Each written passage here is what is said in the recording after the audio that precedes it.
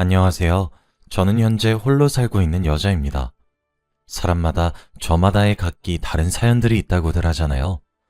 제게도 어디 가서 이야기를 쉽사리 꺼내기 힘든 사연이 하나 있습니다. 제 개인적인 이야기지만 저도 한 번 정도는 터놓고 이야기를 하고 싶어서 이렇게 조심스럽게 제 사연을 써서 보냅니다. 이제는 그 일을 겪고 난 지 시간이 한참이나 많이 흘러서 이렇게 이야기를 할 수 있게 되었지만 그 당시에는 참 많이 힘들었고 울기도 많이 울었습니다. 저는 아직까지도 그때만 생각하면 정말 기가 막히고 황당하고 또 분하기도 하거든요. 저는 이혼을 했어요. 사실 요즘 세상이야 이혼에 대한 시각이 많이 관대해져서 그게 무슨 흠이겠냐 하시겠지만 그 당시는 조금 달랐습니다. 제가 이혼했던 날까지는 지금부터 22년을 거슬러 올라가야 합니다. 저는 당시 어린 나이에 시집을 갔어요. 결혼 생활은 4년을 했고 이혼한 지 22년이 흘렀지만 제 나이가 아직 50이 되지 않았으니 얼마나 어렸는지 짐작이 가시겠죠? 저는 친구들 사이에서 독보적으로 이르게 결혼했어요. 사고를 친 것 아니냐 등등의 질문도 많이 받았지만 정말 사랑해서 한 결혼이었습니다. 착했고 다정했고 절 위해주는 사람이었기 때문에 이 사람이라면 제 인생의 마지막 한 자락까지 함께하고 싶다는 생각이 들었고 그래서 평생 함께하고 싶은 마음이 들었거든요. 전 남편은 누가 봐도 성실하고 반듯하고 올곧은 사람이었어요. 그래서 전 남편을 놓치고 싶지 않았어요. 그렇게 결혼에 골인했습니다. 하지만 딱 한 가지의 문제점이 있었습니다. 바로 시어머니였어요. 시어머니의 성격이 뭐랄까 좀 드세고 기가 센 편이셨거든요. 시어머니는 저를 무척이나 마음에 들어 하지 않으셨어요. 아마 제가 눈에 차시지 않으셨던 것 같아요. 저를 못마땅하게 여기시는 일이 부지기수였었거든요. 남편은 저보다 4살이 많았어요. 그리고 어린 나이임에도 불구하고 꽤 좋은 직장을 다니고 있었죠. 시댁도 제 친정보다 좀 더 잘 사는 편이었어요. 시어머니는 그래서 저를 더 싫어하셨습니다. 한 번은 결혼한 이후에 술을 한잔하시고 절 붙들고 이야기를 하시더라고요. 하나 있는 아들 자식이 시댁과 비슷하거나 좀 더 나은 형편인 집안에 장가를 가서 쪼들리면서 한 푼 두 푼 아끼고 모으면서 사는 것이 아니라 넉넉하고 여유롭게 살았으면 했는데 저를 데려왔다고요. 그러시며 제가 너무 보잘것없다고 하셨어요.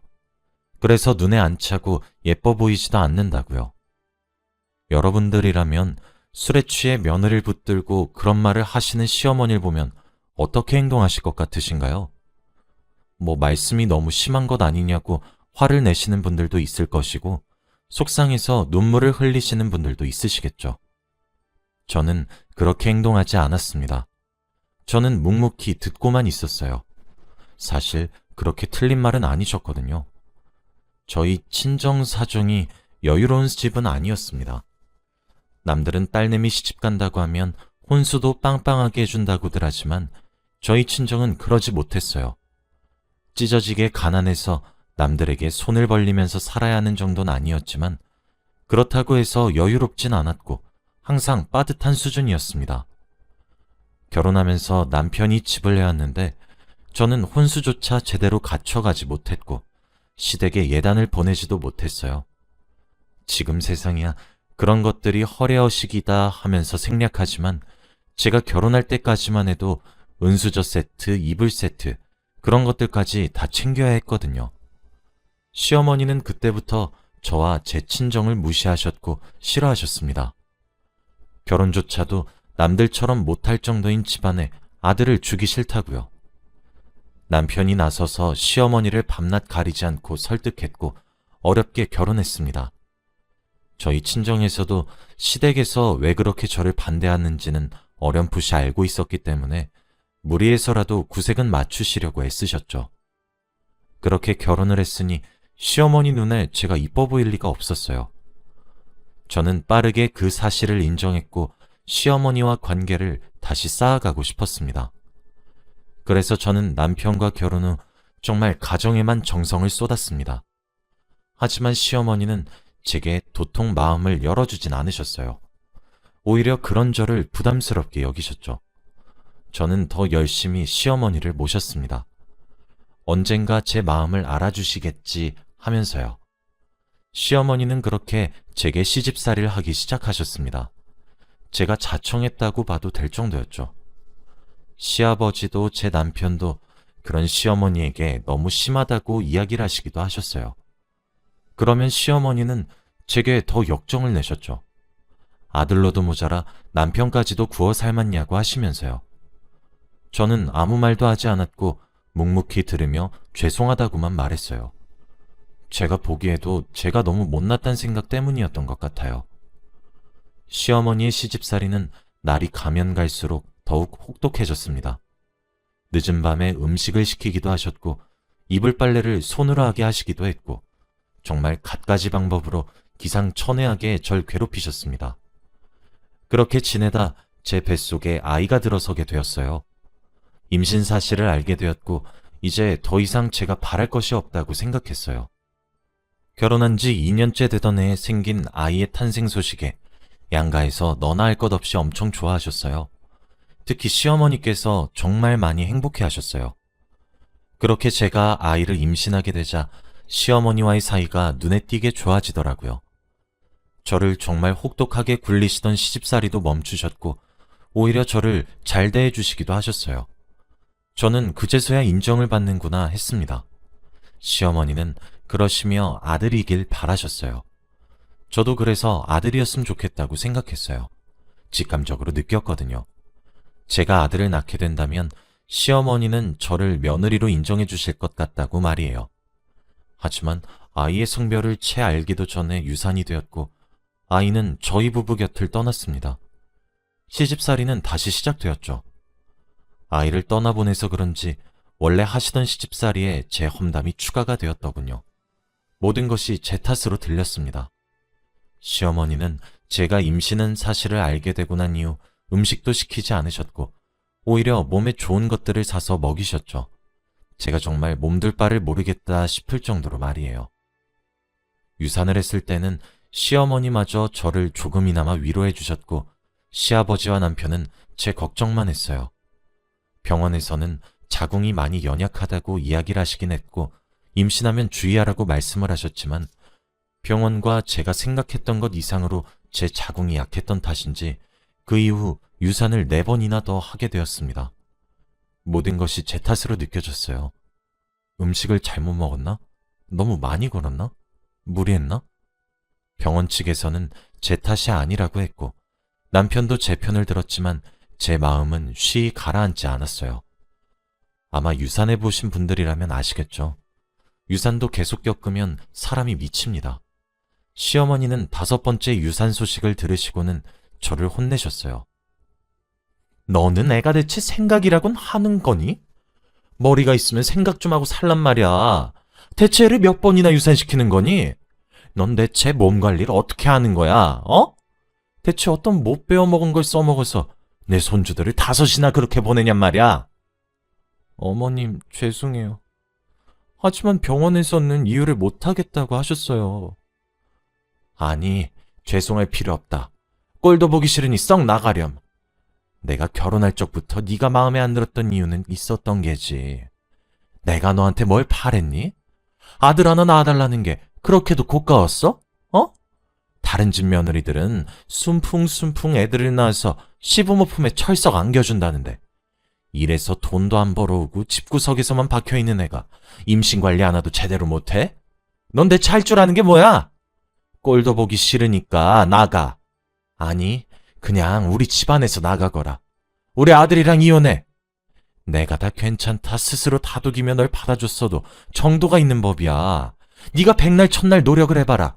애가 들어서는지. 어머닌 그렇게 제게 폭언을 쏟아부으신 이후 실제로 이혼을 강요하기 시작했습니다. 4년이란 시간 동안 기다려줬으면 오래 기다려준 것 아니냐 하시더군요. 제가 다른 며느리들보다 어리니 더 건강하진 못할 망정이라고 하시면서 말이에요. 너무 서러웠어요. 병원에서도 이유를 모른다 했거든요. 분명 초음파를 찍거나 이럴 땐 한참 괜찮다가 그렇게 어느새 시간이 조금 지나면 얼렁뚱땅 유산이 되고 원인 불명이라고 하시니 저도 답답해 미칠 노릇이었어요. 아이를 5번이나 보내면서 저도 많이 피폐해졌는데 시어머니까지 저를 그렇게 매몰차게 몰아가시니 저도 마음에 병이 들기 시작하더군요. 그렇게 저는 극심한 우울증에 걸렸습니다. 아침에 일어나면 밤에 침대에 누워 다시 눈을 감고 잘 때까지 제 눈에서 눈물이 마를 날이 없었어요. 그래서 그런지 그 시기부터 남편과의 사이도 삐걱거리기 시작했죠. 지금 생각해보면 남편도 많이 지쳐했던 것 같아요. 남편도 처음부터 제게 무심했던 건 아니었어요. 남편은 유산을 하고 난 이후 우울해하고 하루 종일 자책하는 저를 진심을 다해 위로했습니다. 하지만 한 번이 아닌 5번의 유산을 겪으면서 남편도 저도 많이 지친 상태였고 매일 눈물바람인 저를 남편은 더 기다려주진 않았어요. 그만 좀 울어. 여보, 나 이제 회사에서 퇴근 시간이 기다려지지가 않아. 왠지 알아? 이 집구석에 들어오면 맨날 첫날 당신 훌쩍이는 소리로만 가득 차서 진절머리가 난다고. 당신만 힘들어? 나도 힘들어. 유산도 시집살이도 그게 내 탓이야? 내가 결혼할 때도 그랬잖아. 우리 엄마 드세니까 그냥 피하라고. 내가 막아준다고. 그래도 꾸역꾸역 나가서 듣지 않아도 될 욕 들어 처먹고 하루 종일 일하고 온 사람 붙잡고 하소연하는 것도 너무 지겹고 유산에서 맨날 우는 것도 너무 지겨워. 여보, 나도 사람이야. 나도 지치고 힘들다고. 당신만이 힘든 게 아니라고. 왜 당신은 자꾸 미련하게만 살아? 하루 종일 밖에서 개고생하고 집에 들어오면 나도 쉬고 싶고 당신이랑 알콩달콩 지내고 싶어. 왜 맨날 첫날 울어? 진짜 지긋지긋해. 여보, 대체 내가 뭘 어떻게 해줘야 해? 난 사실 아이 없어도 된다고 했잖아. 아이보다 당신이 중요하다고 했고 우리 집에서 그렇게 당신이랑 결혼하는 거 반대했는데도 내가 밀어붙인 이유는 당신 사랑해서였어. 당신이 아이 가지고 싶대서 존중했고 받아들인 거였다고. 내가 대체 어디까지 당신 기분 맞춰줘야 돼? 나도 우리 아이 그렇게 보내고 나서 힘들어. 나도 지치고 미칠 것 같다고. 난 울 줄 몰라서 안 우는지 알아? 나도 슬픈데 참는 거야.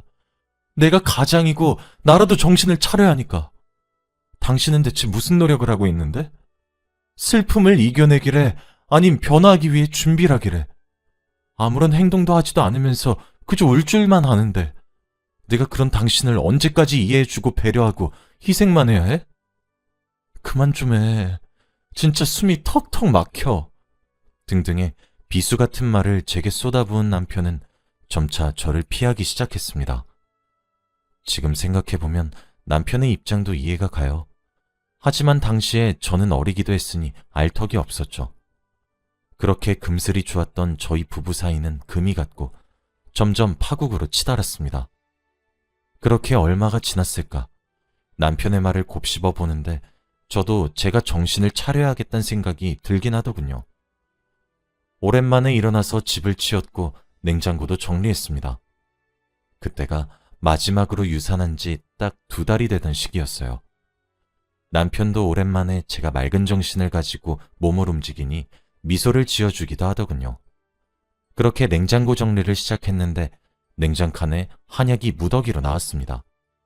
생각해보면 제가 임신을 할 때마다 시어머니께서 한약을 지어주셨어요. 임신하고 나면 잘 먹어야 한다고 하시면서 말이에요. 제가 선천적으로 자궁이 약하니까 임신 보조의 역할을 해줄 거라고 정말 용한 한의원에서 비싼 돈 주고 지어온 것이라며 하루에 꼭 2첩씩 먹으라고 신신당부를 하시곤 했어요. 그런데 그날 문득 그 한약을 보고 있으니까 등골이 오싹하면서 소름이 끼치기 시작했어요. 문득 제가 생각해낸 아주 작은 가능성이 생각나더라고요. 시어머니가 지어준 한약이 정말 임신 유지를 위한 약이 맞는 것인가 하는 의심이 말이에요. 그도 그럴 것이 제가 3번째 임신을 했었던 시기에 입덧이 무척이나 심했었어요. 물에서도 비린내 같은 냄새가 느껴져서 물도 제대로 못 마실 정도였으니 말을 다 한 셈이죠. 그리고 한약을 먹고 싶어도 먹을래야 먹을 수가 없었거든요. 그런데 그때 신혼집에 오신 시어머니께서 냉장고에 그대로 쌓여있는 한약을 보시고는 정말 눈에 쌍심지를 켜서 저를 노려보시면서 제 입에 억지로 한약을 붓다시피 먹인 적도 있으셨거든요. 그런데 그렇게 한번 의심이 싹이 드니까 여러 일화들이 생각나기 시작했고 그 일화들의 공통점은 모두 시어머니께서 임신 도중 제가 제때 한약을 먹지 못해 화를 내신 일들 뿐이었죠. 약첩에 적힌 한 의원에 예약을 했어요. 그냥 꼭 가야겠다는 생각이 지배하더라고요. 저도 모르게 말이에요. 한 의원에 약첩을 들고 방문했습니다. 한 의사가 묻더군요. 무슨 약이 필요해서 왔냐고요. 저는 가방에서 집에서 가져온 한약 봉지들을 꺼냈고 이게 무슨 약인지 물었습니다. 한 의사는 잘 모르겠으니 나가달라고 저를 쫓아내려고 하시더군요. 사실 저는 어디 가서 진상을 부리거나 큰 소리를 칠 정도의 담력을 가지고 있는 사람은 아닙니다. 그런데 그날은 무슨 생각이었던 것인지 어디 한번 쫓아내보라고 내가 여기 오는 손님들 다 떨어뜨리겠다고 협박도 했고 지금 경찰 불러서 신고해주고 진상짓을 해야 정신 차리겠냐고 윽박을 질렀어요. 내가 시어머니가 주신 한약을 복용하는 사람인데 내가 내 몸속에 들어가는 약이 뭔지 모르겠어서 묻겠다는데 그게 법을 어기는 거냐며 아주 고래고래 소리를 빽빽 질렀어요. 한 의사가 땀을 뻘뻘 흘리더니 일단 조용히 하고 진정해달라 하시더군요. 그러면서 진실을 얘기해 주더라고요. 그리고 그렇게 밝혀진 진실은 무척이나 추악했고 소름 끼치는 이야기였습니다. 제가 가져온 한약은 임산부에게 유산을 유발하는 한약이었거든요. 보통 약을 지을 때는 복용할 사람의 맥을 짚어서 몸에 맞는 약을 지어야 하지만 유일하게 유산을 시키는 한약은 그럴 필요가 없다고 하시더군요. 유산을 유발하게 하는 약재와 자궁을 약하게 하는 약재들을 어떻게 섞어서 약을 다리면 아이가 유산된다고 하더라고요. 그래서 이 약은 정말 사람들 입소문을 타고 아름아름 전해진 약이라서 아무나 쉽게 지어주진 않는답니다. 그런데 저희 시어머니께서는 그 한의원에서 유산을 유발하는 한약을 5재가 지으셨더군요. 그리고 아무리 유산을 유발시키는 약재들이라고 하더라도 그 효과가 100%가 아닌데 제가 유독 한약이 잘 맞아서 매번 유산했던 것 같다고 하는데 사람이 너무 놀라면 아무런 말도 나오지 않더라고요. 제 시어머니는 저랑 남편을 갈라놓기 위해서 제가 임신을 해오면 유산시키는 짓거리를 반복하다가 이제 더 이상 기다려주기 싫다 하면서 이혼을 강요하고 있었던 거였습니다. 많은 생각이 들었고 어떻게 해야 할지 모르겠더군요. 무슨 정신으로 집으로 돌아왔는지 모르겠어요. 신혼집에 돌아왔고 거실 소파에 앉아 멍하니 시간을 보냈습니다. 얼마나 흘렀을까? 남편이 퇴근을 하고 집에 돌아왔더군요. 살가운 대화를 한 지는 오래 지났지만 불 꺼진 거실에 우두커니 앉아있는 저를 보며 걱정스러웠던 것인지 무슨 일이야 물어보더군요. 저는 그만 왈칵 눈물을 쏟아내었어요. 남편은 놀라서 제게 물었고 저는 아무 말 하지 말고 내일 저와 어디 좀 같이 가자고 했어요. 회사에 하루만 연차를 쓰라고 하면서요. 생전 그런 부탁 한 번 한 적 없던 제가 그런 부탁을 하니 남편도 많이 놀랬고 이내 알겠다고 하더군요. 그렇게 다음날 날이 밝자마자 저는 남편과 함께 어제 제가 갔었던 한의원을 다시 재방문했습니다. 그리고 한의사 앞에 앉아서 제가 어제 했던 이야기 한 번 더 그대로 해보라 했어요. 제 남편에게 말이에요. 한의사는 한숨을 푹 쉬며 입을 열더군요. 하긴 입을 열 수밖에 없었겠죠. 제가 또 병원을 뒤집어 엎으려고 하고 있으니까요. 한의사의 말이 길어질수록 남편의 입은 점점 크게 벌어지기 시작했고 이내 할 말을 잃더군요. 저는 한의사의 말이 끝나자마자 그냥 진료실을 박차고 나와 집으로 홀로 돌아왔습니다. 그리고 3시간 정도가 흐르니 남편이 울다 왔는지 두 눈이 퉁퉁 부은 채로 집으로 왔더군요. 소파에 앉아있는 제 앞에 무릎을 털썩 꿇으며 미안하다는 말만 반복하면서 엉엉 우는데 그게 무슨 심정이었는지 아직도 모르겠지만 심장이 일렁거리더군요. 화도 났고 슬프기도 했고 때리고 싶다가도 보듬어주고 싶은 참 설명하기 힘든 감정이었습니다. 저는 남편에게 결국 이혼을 요구했습니다. 더 이상 결혼 생활 유지가 힘들 것 같다고 못하겠다고 하면서 말이에요. 남편은 그런 저를 끈질기게 붙잡았어요. 제게 시댁과의 연을 끊어내겠다고, 그러니 이혼은 다시 생각하자고, 절 사랑한다고 하면서요. 그런데 부모 자식 간의 인연은 하늘이 맺어줬다 하여 천륜이라 그러는데 천륜을 어떻게 끊어내겠습니까? 저는 이혼을 요구했어요. 위자료도 다 필요 없고 그냥 헤어지자고요. 남편은 서럽게 울었지만 저는 도무지 다시 그 집구석과 연을 맺을 마음이 없어지더군요. 남편은 시아버지에게도 저희 부부에게 일어났던 일을 설명했어요. 남편도 본인의 어머니에게 큰 배신감을 느낀 것 같더라고요. 남편은 끝까지 절 붙잡았지만 끝내 저는 이혼을 택했습니다. 시아버지는 제게 따로 전화를 걸어오셔서 미안하다 사과를 하셨어요. 위로금이라고 생각하고 제게 꼭 받아달라고 사죄의 의미라며 통장 하나도 쥐어주셨고요. 위자료도 재산분할도 필요 없고 이혼만 바란다고 했는데 남편도 시아버지처럼 제게 통장 하나와 저희가 함께 살았던 신혼집의 명의를 제 앞으로 돌려주더군요. 그렇게 우린 이혼을 했습니다. 저는 그때 무척이나 커다란 상처를 받았고 친정집으로 돌아가 두문분출하며 밖을 나오지도 않았습니다. 정말 너무 큰 상처였거든요. 그런데 이혼을 하고 난 이후 3년이란 시간 동안 남편이 절 찾아오더군요. 잊을만 하면 밥 먹으러 오고 까먹을만 하면 절 데리러 오고 그렇게 말이에요. 몇 개월이 아닌 3년이란 시간 동안 말이에요. 남편은 그렇게 제게 다시 다가오기 시작했고 다시 마음을 고백했습니다. 한 번만 더 기회를 달라고 시댁과 저 사이의 인연은 끊겠다고 하면서요. 저희 부모님께도 무릎을 꿇고 애원하며 기회를 달라고 했다더군요. 저희 부모님은 제 선택을 존중하시겠다 하셨고 저는 그렇게 모든 것을 바로잡는 남편이 사실 싫지 않았어요. 어떻게 미워할 수 있겠어요. 미련하다 욕을 먹을진 모르지만 정말 그럴 수가 없더라고요. 온 마음을 바쳐 사랑했던 남자가 다시 그렇게 갖은 노력을 하기 시작하니 외면하는 것이 어렵더군요. 우린 그렇게 이혼한 지 5년 만에 다시 재결합을 했습니다. 이번엔 저도 시댁에 이쁨 받겠다 노력하지 않았고 시댁과의 연을 완전히 끊어냈어요. 남편도 신혼집 위치조차 시댁에 알리지 않더군요. 그 이후 지금까지 아들과 딸을 각각 하나씩 낳아서 내 가족이 되어서 잘 살아가고 있습니다. 시어머니와는 지금까지 단 한 번도 마주친 적이 없고 시아버지와는 간간히 연락을 주고받고 있어요. 제게는 악독했던 시어머니였지만 남편에게는 어진 어머니이기에 제가 배 아파 낳은 자식들을 그래도 보여드리기만 하고 있습니다. 남편은 여전히 제 말 한마디면 껌뻑 죽고 절 사랑해주고 있어요. 이제 나이를 먹어서 그런지 깨닫게 되는 게 제가 왜 그렇게 아둥바둥 이쁨 받으려고 애썼나 싶기도 합니다.